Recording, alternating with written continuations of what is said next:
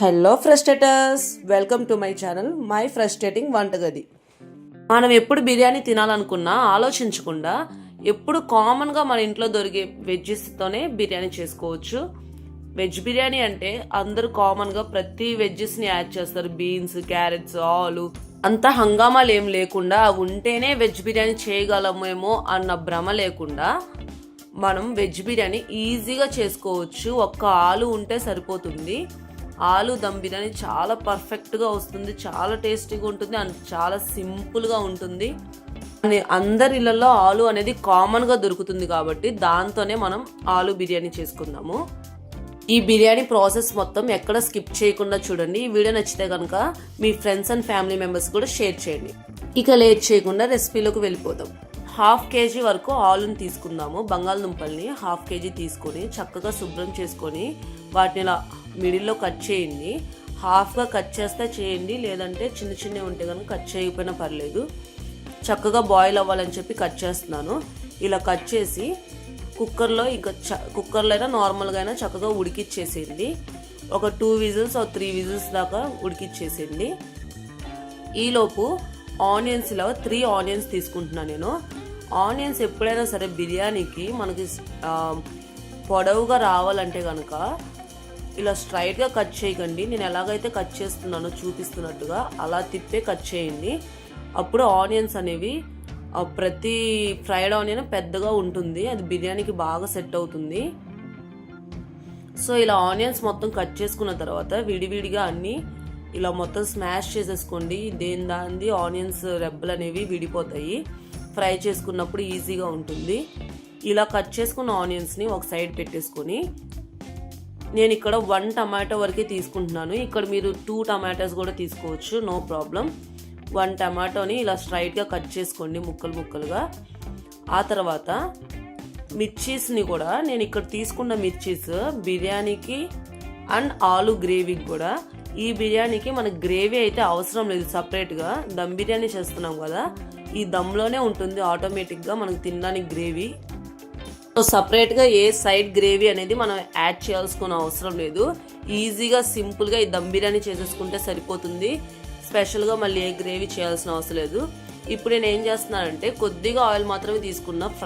Fried onions చేసుకునేటప్పుడు ఎక్కువ oil అయితే యూజ్ చేయాల్సిన అవసరం లేదు.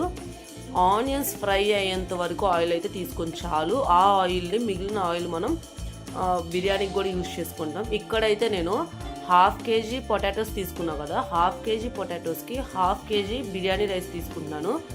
టిప్ ఏంటంటే ప్రతిసారి మనం బిర్యానీస్ అనేది మనకి చిన్నప్పటి నుంచి కామన్గా అలవాటు ఏంటంటే నార్మల్ సోనా మసూరి రైస్తోనే బిర్యానీస్, పులావ్స్ అలా చేసుకుంటాం కదా, కానీ వాటితో టేస్ట్ రాదండి. మనకి వెజ్ బిర్యానీ కావాలనుకుంటే మీరు ఖచ్చితంగా బిర్యానీ ఫ్లేవర్ కావాలి రెస్టారెంట్ స్టైల్ అనుకుంటే కనుక మీరు నార్మల్గా 1 or 2 kgs అలా తెచ్చి ఉంచుకోండి ఇంట్లో. వాటిని యూజ్ చేసుకోండి. కావాలంటే ఇందులో సోనా మసూరి సగం ఇది సగం యూజ్ చేసుకోండి. బిర్యానీ రైస్ అయితే కంపల్సరీ, ఎందుకంటే ఆ ఫ్లేవర్ అయితే బాగుంటుంది. సో ఇక్కడ నేను బిర్యానీ రైస్ తీసుకొని చక్కగా వాష్ చేసుకొని 2 times మళ్ళీ వాటర్ దాంట్లో నింపుకొని నానబెట్టేసుకున్నాను, పక్కన పెట్టేశాను. ఇప్పుడు బంగాళదుంపలు అన్నీ ఉడికిపోయాయి కదా, వీటిని మొత్తం పీల్ అంతా తీసేసి తొక్కలు తీసేసి ఒక బౌల్లో సపరేట్గా తీసేసుకుంటున్నాను. ఈ రెసిపీని మాత్రం ఎక్కడ స్కిప్ చేయకండి, చాలా టేస్టీ అండ్ రెసిపీ. రెస్టారెంట్స్లో కూడా ఇంత టేస్టీగా ఉండదు, డ్యామ్ షూర్గా చెప్తున్నాను. మీరు చెయ్యండి, ఖచ్చితంగా మీకు నచ్చుతుంది.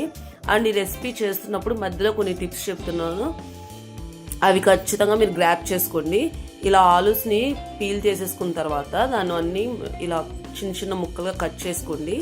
ఇప్పుడు ఏ కడాయి అయితే మనం బిర్యానీ చేసుకుందాం అనుకుంటున్నామో దాంట్లో ఇవన్నీ మ్యారినేట్ చేసుకుంటున్నాను నేను. ఇప్పుడు ఆలూలోనే టమాటోస్ కట్ చేసుకున్నాం కదా, అది వేసుకుంటున్నాను. అండ్ పచ్చిమిర్చి కట్ చేసుకున్నాను కదా, అందులో సగం పచ్చిమిర్చి ఇందులో వేసుకుంటాను, ఇంకోటి దమ్ కోసం ఉంచుకుంటాను. ఇప్పుడు నేను సాజీరా, పసుపు, కారం అండ్ సాల్ట్ ఇవన్నీ యాడ్ చేసుకున్నాను. ఇప్పుడు గరం మసాలా కూడా యాడ్ చేసుకున్నాను. ఇప్పుడు ఇక్కడ ఏమి యాడ్ చేసుకున్నాను అంటే చెక్క, లవంగాయలు, దాల్చిన చెక్క, ఇవన్నీ కొద్దిగా స్పైసెస్ అనేవి మీకు ఎక్కువ ఘాటు రాకుండా అవొక 2 ఇవొక 2 అన్నట్టు తక్కువగా యాడ్ చేసుకోండి. 1/2 kg కాబట్టి ఒక 3 లవంగాయలు సరిపోతుంది, 4 యాలుక్కాయలు, చిన్న చెక్క 1 ఇంచ్ చెక్క వేసుకోండి సరిపోతుంది.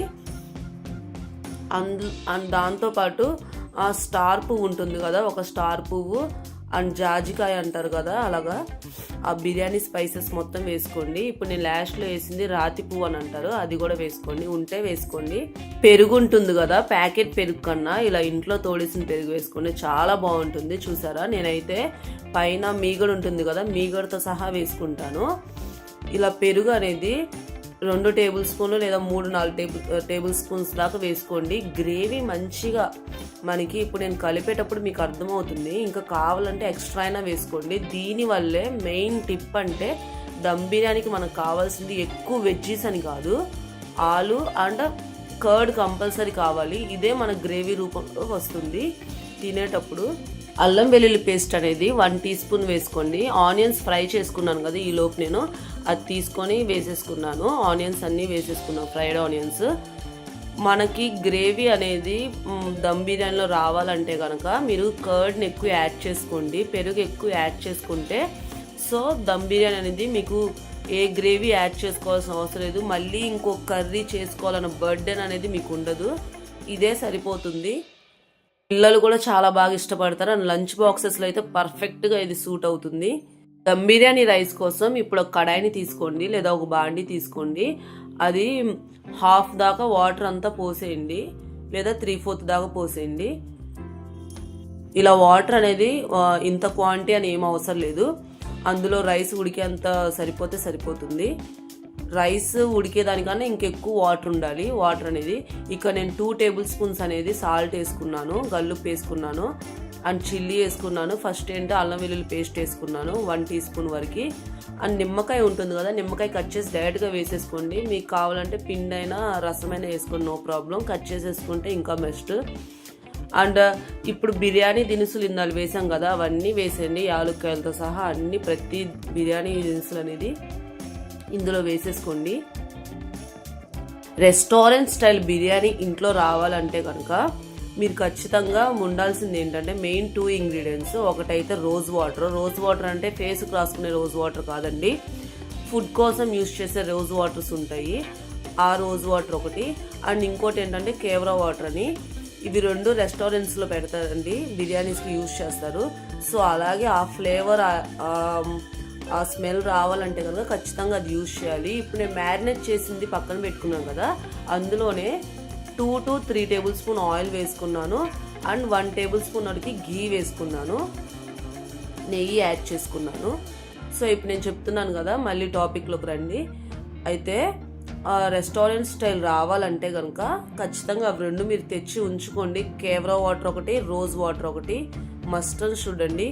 మీకు ఆ ఫ్లేవర్ రావాలంటే అది తెచ్చుకోండి, లేదంటే కనుక నార్మల్గా ఉన్న పర్లేదు అనుకుంటే కనుక నో ప్రాబ్లం. ఇదిగోండి ఇప్పుడు నేను రోజ్ వాటర్ అనేది 1 టేబుల్ స్పూన్ వరకు వేస్తున్నాను, కేవరా వాటర్ కూడా 1 టేబుల్ స్పూన్ వేస్తున్నాను. వీటి వల్ల చాలా ఫ్లేవర్ఫుల్గా చాలా బాగుంటుంది బిర్యానీ అనేది, జస్ట్ లైక్ మీరు రెస్టారెంట్లో తిన్నట్టే ఉంటుంది.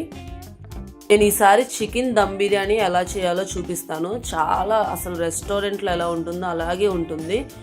నేను చాలాసార్లు రెస్టారెంట్లో వచ్చినట్టు చేయాలని ట్రై చేశాను, కానీ ఎందుకో రావట్లేదు అని అనుకున్నాను. ఆ తర్వాత నేను ఇలాగా rose water and kewra water use చేసిన తర్వాత తెలిసింది, ఓకే ఇది టిప్ అనమాట అని చెప్పి.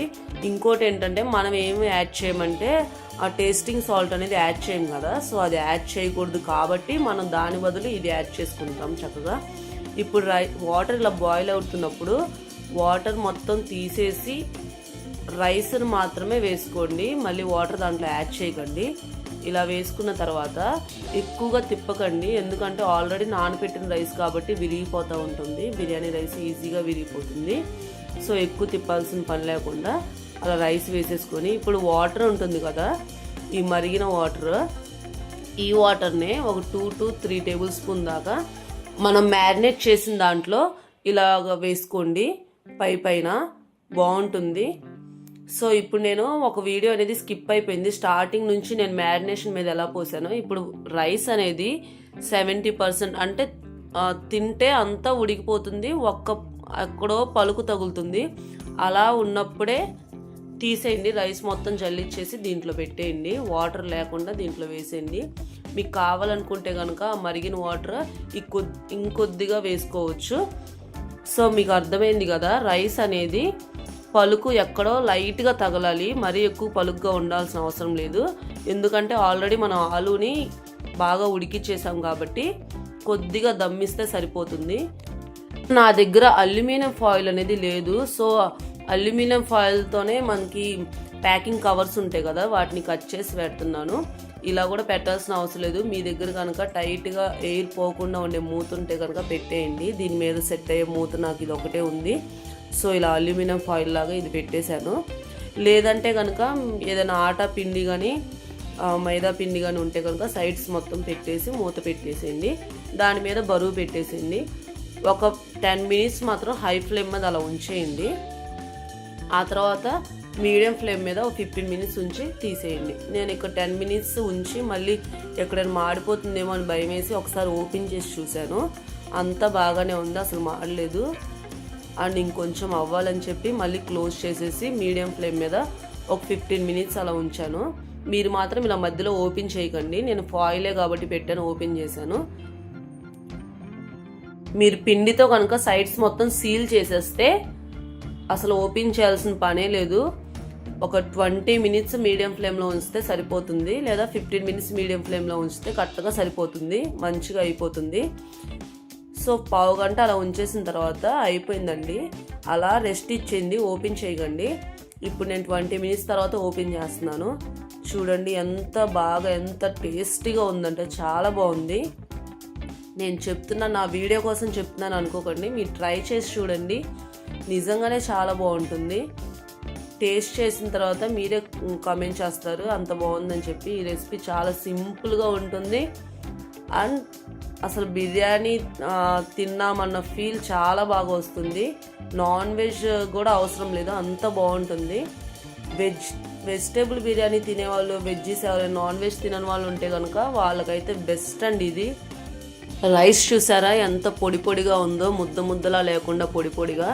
ఏం లేదు, మీరు ఎప్పుడైతే బాయిల్ అయ్యేటప్పుడు రైస్ని మీరు తీసే టైం బట్టే ఉంటుంది.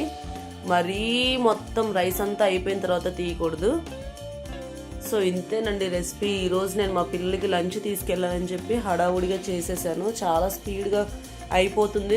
లంచ్ బాక్సెస్కి అయితే చాలా స్పీడ్గా చేసేసుకోవచ్చు.